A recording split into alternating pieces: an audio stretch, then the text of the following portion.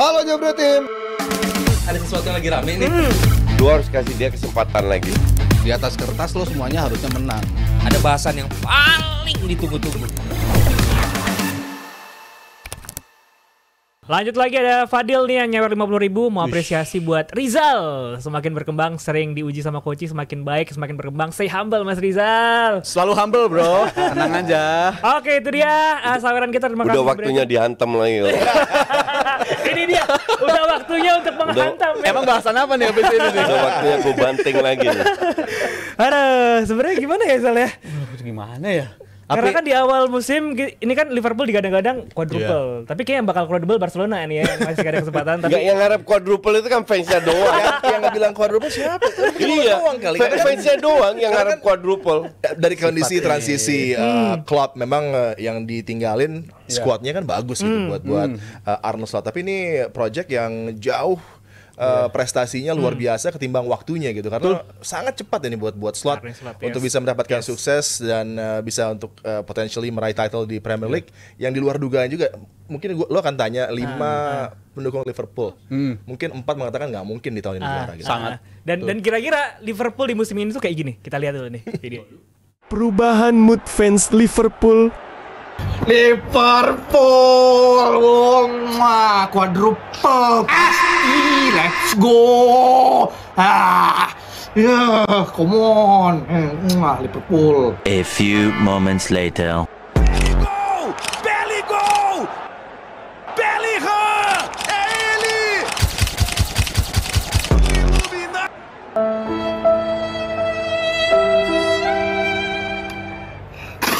Buset, kalau di mas ada air matanya. Mana tadi nggak ada air matanya? Gila. Nih, Mas tahu. Ini sesungguhnya akan membawa juara Eropa. Ingat, kayak jalur Eropa. Gila ya. Yang gue nggak ngerti tetap masih ada MU-nya. Perlu seolah-olah MU ini yang membuka jalan buat semua tim untuk bisa menyulitkan Liverpool untuk bisa tadi melengkapi apa? Quadruple. Ilusi itu. Ilusi. Quadruple ilusi doang menurut gue sih. Nggak terjadi. Dan sekarang juga kan kita lihat realitanya adalah mungkin ini reality check dari Enrique dengan bagaimana PSG yang sekarang jauh berbeda, sudah mengorbankan Hollywood signingsnya, nggak ada lagi pemain-pemain seperti Neymar, Leo Messi. Ini biasanya kalau Neymar maka di bulan ini dia absen, libur. PSG pasti cabut dari Champions League karena ada ulang tahun adiknya. Iya, di Maret tuh. Kemarin juga kejadian ya terjadi lagi di Brazil lagi, dan dia masuk sekarang ke squad Brazil lagi setelah sekian lama absen. Tapi dari pertandingan yang terjadi di Anfield, ada satu situasi di mungkin 10 menit pertama sebenarnya ada potensi tuh buat Liverpool untuk bisa mencetak gol, dan gue ngelihat setelah itu nggak terjadi, PSG makin percaya untuk bisa melakukan sesuatu. Setelah gol pertama, PSG pelan-pelan. 12 menit pertama dia bokok PSG, nggak bisa napas, nggak bisa pegang bola. Pas start ya. 2/4 peluang salah. Tapi ya abis itu 1-0.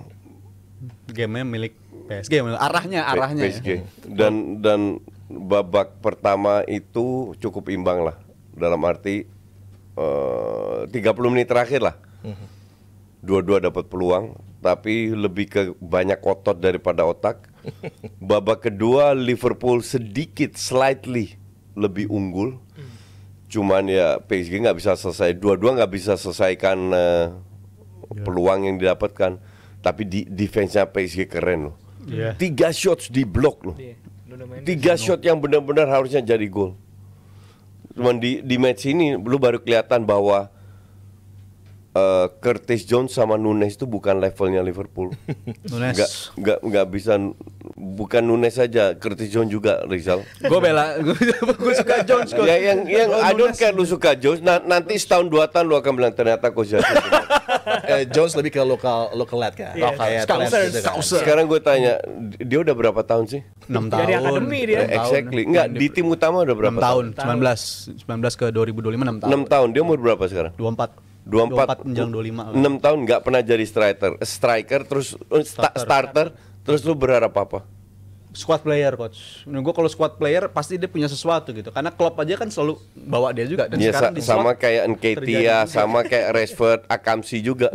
punya sesuatu lah kalau menurut Ya, gue. apa? Kalau si Curtis Jones press resistance, susah ngepres dari dia loh sebenarnya. Habis itu Dia itu ototnya tuh the punya first dia. 3 bola dia pegang 3-3 hilang kena counter kemarin. Hilang di dia, tapi Ya. ngototnya dia kan tetap ada. Yang ngotot banyak, Abra juga ngotot kalau nggak dibayar. Kalau diancam Bra lu nggak gue gaji ngotot itu.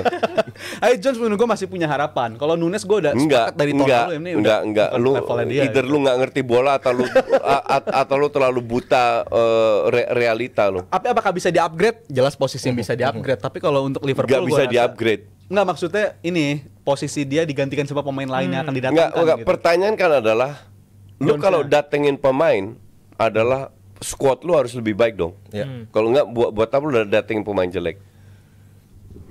Posisi Curtis Jones itu dengan gampangnya diganti oleh pemain lain. Kalau ada 1001 pemain. pengganti yang tepat dan 1001. mungkin tepat harganya biasanya nggak tepat. Lebih murah juga. Kalau bagi Liverpool biasanya gitu pertimbangan. Jones ini parah banget, Jal. Serius. Mungkin sampai akhir musim kita bakal Enggak, lagi. parah. Udah bertahun-tahun gue lihat Jones, bukan musim ini doang. Mungkin bisa aja Tapi berubah. ada perkembangan di musim ini ya. Sejak sama Slot. Enggak, Jones juga bilang. 3-4 match doang main bagus. Gue nontonin. Gue sering nonton Liverpool. Karena Jones pun bilang dia lebih nyaman main di era Slot gitu. Habis dibandingkan itu sama era dia Klopp drop. dia. Iyalah. Lu kebayang, lu bola. bermain di bawah pelatih, oh ya gue gak nyaman main di bawah lu, pasti gak dimainin lah. Dia Gimana ngomongin sih lu? perubahan di mana dia tuh lebih demanding bolanya Nggak, lebih apa banyak, berubahnya? lebih banyak. Bukan masalah Ada, demanding Coach. bola. Dia ngomong sendiri. Dia boleh ngomong gitu, tapi kalau 3 kali pegang bola 3 kali hilang, kualitas lu memang gak ada. Dan mungkin emang Jones tadi malam main jelek, tapi Ya. gua rasa tadi malam tuh bukan soal Liverpool main jelek, tapi lebih soal PSG main lebih jauh lebih bagus. Bukan Tapi soal di- leg tadi malam doang, tapi dua leg. Dua leg, Gue gak iya, bahas Nggak Liverpool, gue bahas Jones. Tapi Dan whole ngeles team. lu. Ini whole team Enggak, menurut kita gua. bahas Jones aja dulu. Mungkin Jones gua rasa kasih kesempatan sampai Jones akhir. mungkin bukan Dia pemain udah yang 6 tahun kesempatan, mau Iya. berapa tahun lagi kasih kesempatan? mungkin menurut Maksud Coach Rafa Justin adalah nih. ini Liverpool yang harus punya pemain tengah yang levelnya world class. Iya. Sedangkan Iya Curtis dong, Jones- Liverpool. Ya, lo mesti bayangin dulu ada Graham Souness, salah satu terbaik di lapangan tengah. Nggak usah Terus jauh-jauh Gerrard. lah. Zamannya Henderson, Wijnaldum sama si siapa orang Brazil itu Fabinho. Fabinho. Oh, Beda Fabinho. banget sama sekarang. Beda dari cara main pun beda. Iya.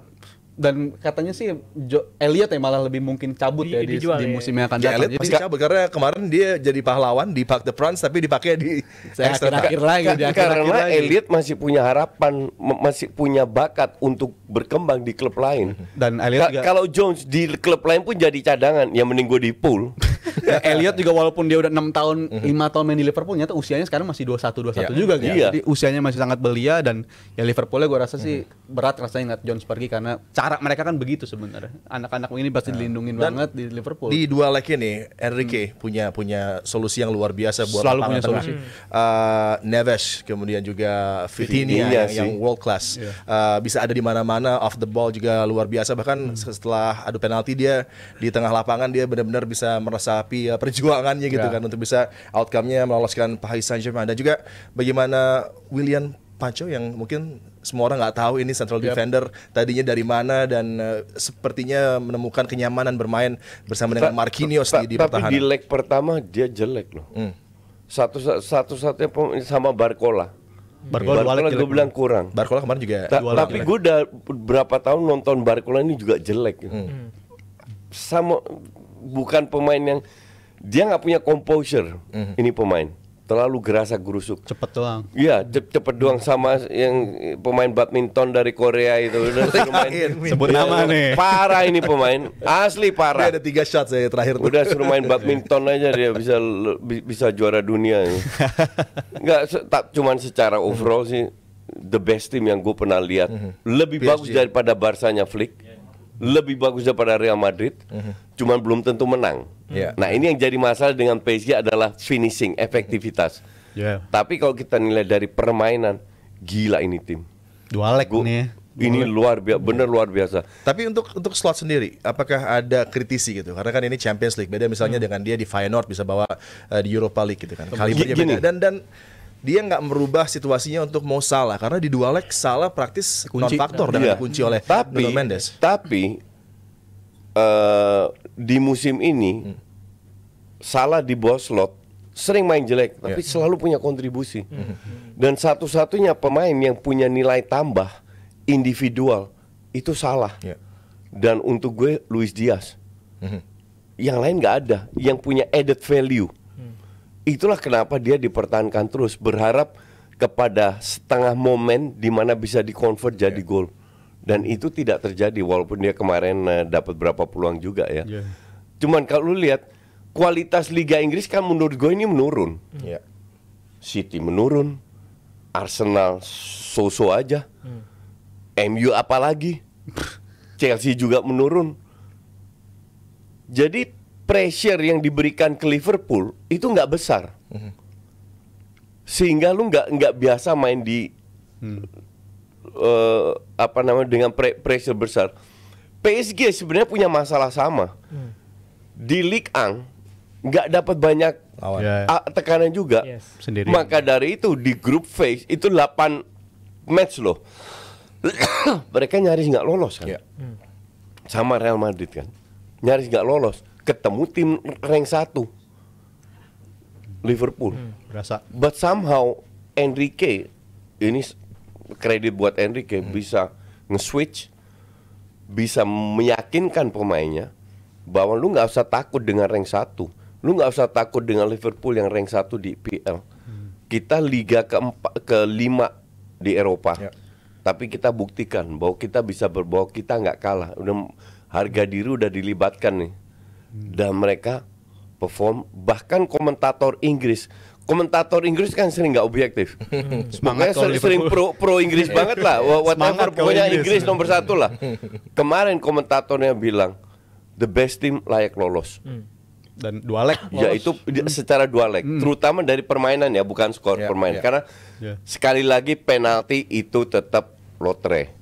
Untung-untungan. Cuman gue nggak paham kenapa lu suruh Nunes sama Jones pasang. Lo di bagian mana nih coach? Kalau lo lihat Darwin Nunes sebagai eksekutor dari penalti gitu kan? Karena padahal masih ada Gravenberch, ada juga Gakpo, spesialis Virgil bisa Endo. Tapi kan lo juga harus lihat dari sisi dia berani untuk ambil tanggung jawab itu. Gue sebagai mantan pelatih timnas futsal, gue mengalami hal yang sama. Biasanya nih penyerang yang lebih gampang cetak gol daripada defender. 1. Kedua, pemain yang lebih nyaman. Jadi gue nggak begitu percaya pemain yang dimasukin ke 1 menit hanya untuk ambil penalti. Kebetulan Ramos kemarin cetak gol, hanya diambil penalti. Tapi kita juga ingat final Piala Eropa di mana Sancho sama Rashford dimasukin gagal. Karena mereka nggak mendapatkan ritme. Justru gue bilang pemain yang lagi enak mainnya, yang lagi bagus itu harus main, harus ambil penalti. Kedua, ketiga, kalau lu lihat penalti yang gak bisa ditahan oleh kiper di dunia dimanapun adalah bola atas. PSG dari 4 gol 3 bola atas. Gebok semua lagi. Dihantam atas, pokoknya atas. Yang satu ya Vitinha memang jadi lompatnya susah, kecuali Vitinha. Oke, 3-nya atas. Liverpool perfect height buat kiper itu. Salah doang atas. Yang lain bawah semua. Bawah ketemu kiper yang kecuali kalau kiper lu namanya Raya atau Onana. Nggak nyampe kali. Baru lu bola bawah tetap gol.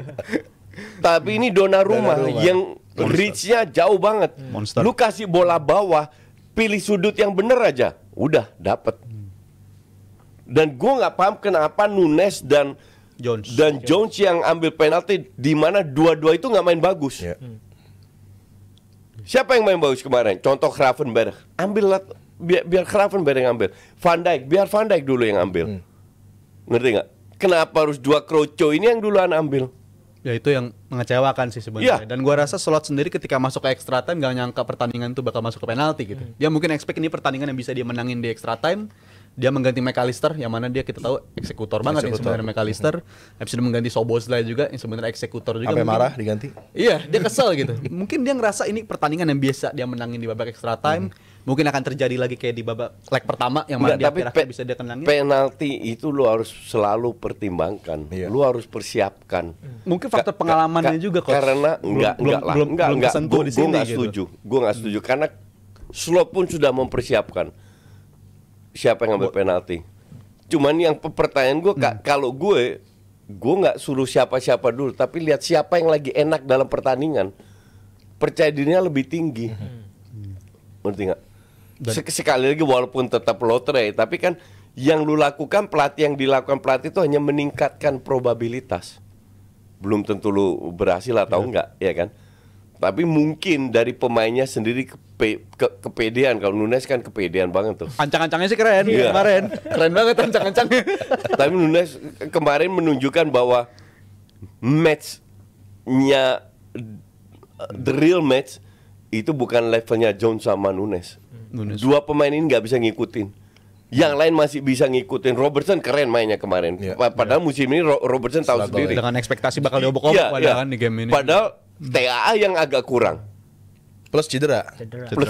Eksekutor. Nah, Gravenberch, Alisson oke lah, bagus. Soboslai untuk gue juga bukan pemain yang bisa ngangkat Liverpool ke next level. Tapi bukan pemain jelek. Cuman ini kembali lagi, kenapa harus Nunes sama Jones yang ambil? Urutan kedua dan ketiga dan reputasinya Jones juga arah dia selalu ke kiri bawah. Sedangkan kalau Nunes reputasi dia penalti emang buruk sebenarnya. Sejak awal dia datang reputasi dia buruk. Gue inget lawan Chelsea juga ke arah sana persis nggak masuk juga, dan diuji coba waktu itu di awal dia datang juga arah situ dan selalu buruk penaltinya, dan itu menurut gue error dia ngambil di penalti kedua. Dan reaksinya pun juga kelihatan dia devastated banget kan pertandingan semalam. Tapi kan penalti itu soal mental juga ya. Gue rasa momen ketika tos-tosan dan PSG langsung nunjuk ke arah fansnya dia untuk ngambil, itu mereka udah ngerasa menang di situ tuh. Gue ngeliat reaksi mereka tuh senang banget di situ, dan itu mereka happy banget gitu. Lu kalau bicara mental, mental lu itu akan datang kalau lu bermain lepas happy. Dan baru kali ini gue ngeliat Liverpool ngerasanya kayak di bawah, nggak nyaman banget lawan PSG satu game seluruh di Anfield ya. Nggak berasa kayak main di Anfield. Betul, maka dari itu lu harus mainkan pemain yang lagi bagus mainnya. Sama kayak Salah ambil pertama karena dia tinggi, semangatnya tinggi, ngerasa he's juga. the man di Liverpool. Pemain bintangnya, ikonnya, Vitinya yang ambil pertama. Tenang banget lagi. Iya kan? Walaupun ngeri juga ambil kayak begitu, tapi kan dia pemain yang terbaik. Di Dembele ambil. Awkward juga. Subsnya Due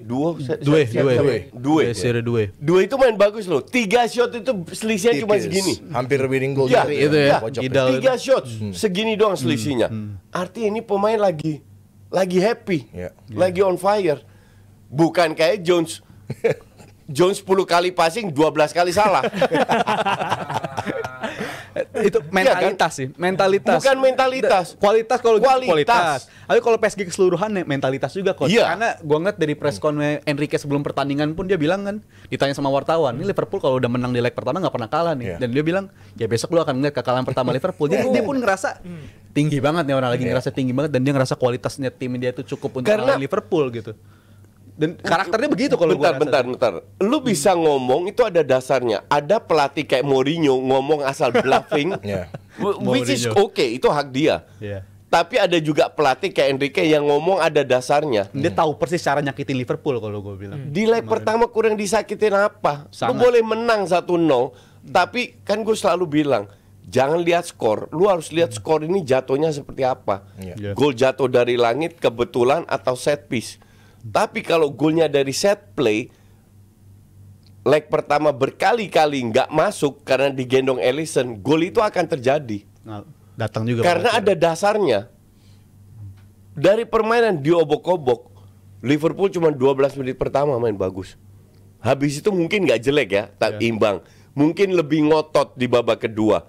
Tapi mereka PSG tetap mengontrol pertandingan. Apapun yang coba dilakuin Liverpool, PSG punya solusinya. Counternya. Mereka punya jawaban. Liverpool mau pressing ya mereka nyaman. Punya defense bagus. Kalau defense-nya lewat masih ada Donnarumma. Dan musim ini gue rasa Salah ini walaupun ada game dia jelek, tapi nggak pernah dikunci selama ini. Sama seorang fullback. Salah itu sering main jelek, tapi still assist. Lo ada still cetak gol. Ada momen. Ada kontribusi. Dia ambil sama dia biasa. Tapi di pertandingan dua leg ini nggak sama sekali. Dan itu berkat siapa? Ya Enrique. Pasang Nuno. Padahal gue bilang Nuno Mendes itu di babak pertama nggak terlalu bagus mainnya. Di leg pertama bagus full. Babak kedua baru dia. Salah itu dikantongin loh. Sangat nggak kelihatan sama sekali. Dan PSG sendiri ya selalu punya solusi dan gue justru khawatirnya ya lini belakang lagi-lagi ya Liverpool belakangan kan di awal musim ini salah satu aspek terkuat dari Liverpool gitu bersama Slot. Tapi di musim belakangan inilah. Tahu kenapa? Karena resistensi dari Liga Inggris itu rendah di musim ini. Di musim ini ya kita murni bicara musim ini, nggak usah musim depan karena lu bukan paranormal. Nggak usah musim lalu karena pelatihnya beda. Musim ini resistensi terhadap Liverpool itu terlalu ringan. Karena klub lainnya drop. Dan Arsenal doang. Liverpool nggak menang kan lawan Arsenal?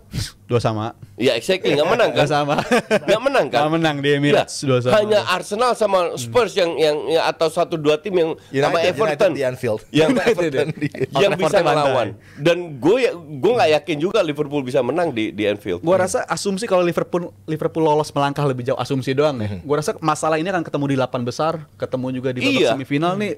Karena tiap minggu Liverpool nggak ketemu tim yang canggih. Dan ya ini reality check sih buat Liverpool ya. Dan ini kita harus sadar ini tim yang sama yang kalah dari Europa League di 8 besar musim lalu loh. Jadi kualitas mereka mungkin perlu banyak perkembangan dan Slot sendiri kayaknya udah mulai nimbang-nimbang pemain-pemain mana aja yang layak untuk dipertahankan, mana yang enggak. Lu lihat Jones sama Nunes dijual tahun depan. Lihat sih. Dan ini bedanya Liverpool gitu kan sama PSG. PSG punya signing baru yang juga gue gak ngerti gimana caranya, tapi Kvaratskhelia bisa langsung nyatu sama squad dengan sistemnya Enrique. Yang belat. Kvaratskhelia bisa bermain dengan sistem tapi tidak dibatasin individual actionnya. Jadi dia merasa nyaman dan anak muda semua, makanya bisa mempertahankan intensitas tinggi. Kedua, mereka ini underdog. Mereka main lepas. Asumsi kemarin Liverpool yang menang. Mereka keluar lapangan dengan tegak kepala. Beda kalau lu tertekan, lu sebagai favorit atau lu underdog. Beda mainnya. Dan underdog dengan para pemain yang coba buktikan diri gitu kan.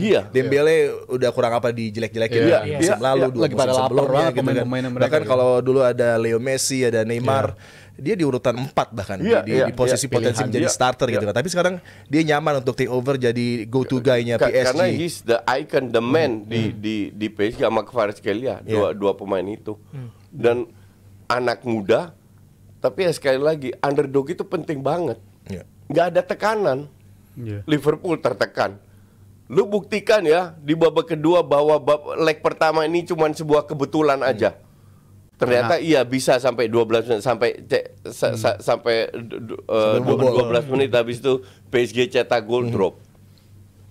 Nggak lepas dari PSG-nya sih dan PSG-nya betul.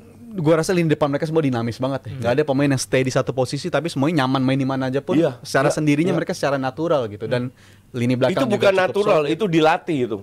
Cara permainan bentukan Enrique itu bukan natural. Dinamis. Itu sama kayak Hansi Flick. Kalau lu lihat Hansi Flicknya Munchen, dinamisnya nih, itu jarak antar pemain itu jaraknya sama semua. Semua 7-8 meter. Itu dilatih itu. Dan bisa di cover semua area sama dia. Itu dilatih, positioning namanya itu. Dan gue juga coba ngecek juga cara dinamis tuh pergerakan heatmap mereka tuh kayak gimana. Ternyata nggak beda di Ligue 1 pun cara permainan mereka begini juga. Gitu. Makanya mereka rank 1. Ngalahin City juga caranya begini. Jadi ketika mereka perkembangan di musim ini juga bisa dibaca secara data dan juga lini tengah mereka gue makin sadar ketika si Vitinha main kayak begitu, João Neves main kayak begitu ya. Nggak heran di musim ini di awal musim si Enrique nggak terlalu ngeret si Ugarte ya. Ugarte mau pergi walaupun baru semusim ya silakan aja. Toh ini yang karena banyak kan ada Vitinha, ada Emery. Zaire Emery. Karena Ugarte bapuk. Intinya itu sebenarnya. Tapi ini lini tengah yang dimiliki sama Enrique. Aja goblok beli Ugarte. Itu lebih parah lagi sebenarnya faktor itu ya. Jadi luar biasa. Enggak coach. Ugarte maksudnya. Nah, ini tugas yang nggak mudah buat Liverpool, buat Slot. Walaupun kita lihat juga kedua pelatih respect gitu dengan apa yang terjadi di lapangan. Bagaimana permainan kedua tim luar biasa. Slot memuji juga Paris Saint-Germain tim terbaik yang dihadapi di musim ini. Enrique juga punya hormat luar biasa. Tapi buat sisi dari psikologi sport psychology dari Liverpool tugasnya nggak mudah. Karena akan ada tugas untuk bisa membangkitkan semangat para pemain dengan cepat. Ada final Carabao dan buat Darwin Núñez sepertinya dia sangat tertekan ya. Ini tugasnya nggak mudah untuk bisa membuat dia nyaman tampil lagi. Di 1 tahun pertama Núñez, gue masih ngebela Núñez waktu itu. Mungkin dia nggak lu itu semua lu itu kalau bicara Liverpool, semua yang datang ke Liverpool lu bela semua. Nggak gini coach. Tahun pertama dia emang tahun pertama gue udah kritik Núñez dan itu masih gue bela karena nggak ngegolin tapi etos kerjanya masih ada. Orang selalu bicara etos kerja. Padahal dia striker. kuli di Tanjung Priok itu baru etos kerja itu. Iya, konteks Masa lu ngandelin etos kerja? Mungkin sama kayak Garnacho etos kerja. Oh itu lu ya. main dari apa? Lu Garnacho cuma begitu. ngandelin etos Nunes kerja. tahun pertama gue belanya begitu, tapi masuk ke musim kedua gue mulai nggak yakin dan puncaknya musim ketiga mungkin. Nggak ada, lu harus dengerin gue. Targo member ini. Di musim ketiga dia golnya juga udah nggak ngalir, dan soal work rate bukan fans Liverpool lagi nggak suka, tapi malah pelatihnya sendiri nggak suka kan. Udah 2 kali dibilang di presscon ini pemain nggak terlalu kerja keras, dan gue nggak senang lihat attitude dia, dan gue rasa gue akan kaget kalau musim depan nomor 9 di Liverpool tuh masih Nunes gitu. Ini pemain yang I guarantee dia dijual. harus dijual berdasarkan performa. Kalau nggak ada yang mau beli loan. Pokoknya harus di Pokoknya offer. jangan beli pemain dari Portugal karena 90% scam. Joe Felix, Darwin Nunes. Ya menurut gue untungnya bagi Liverpool Tapi next coach match-nya adalah punya sumber yang terpercaya tuh. wow. Untuk Portugal. Oh iya ada. Sempat ada. Scam semua itu. Untungnya bagi Liverpool next match-nya final Carabao, dan gue rasa nggak ada yang lebih manis buat bounce back ya dari final. At least untuk musim pertama yang tadi Bung Adi dibilang, kalau di awal musim dibilang bakal pole position buat juara Premier League dan bakal ada di final Carabao, gue yakin semua fans Liverpool bakal ambil sih momen kayak begini di bulan Maret. Jadi gue rasa bounce back di pertandingan Carabao itu bakal penting dan secepat mungkin selesaiin di Liga menurut gue, untuk bisa ngejaga psikologis dan responnya dengan cara kayak begitu. Oke, sebelum kita lanjut lagi nih ya Jebret Tim, karena abis ini kita bakal ngomongin soal timnas nasional Indonesia, kita mau bacain saweran-saweran lagi. Ada dari Ajoy. BTW PSG semenjak ditinggal beberapa pemain bintang, Messi, Mbappe, Neymar, Ramos, mereka bermain lebih padu dan solid. Kolektivitas pun ada. Terbukti ya di pertandingan-pertandingan terakhir, terutama lawan Liverpool. Ada juga dari Fadil, Rp50.000. Nah kan baru aja dibilangin mantap Mas Rizal, terus belajar Mas Rizal, nggak apa-apa dihantam Koci biar analisanya semakin kritis. Thank you Fadil. Asik. Ini emang caranya Koci banget ini selalu begini.